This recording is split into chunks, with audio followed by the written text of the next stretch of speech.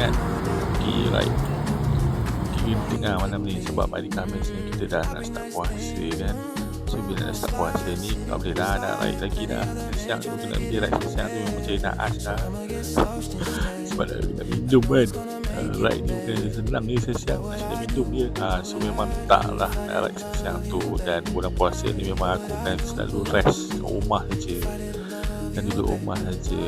So malam ni decide lah nak pergi naikkan genting.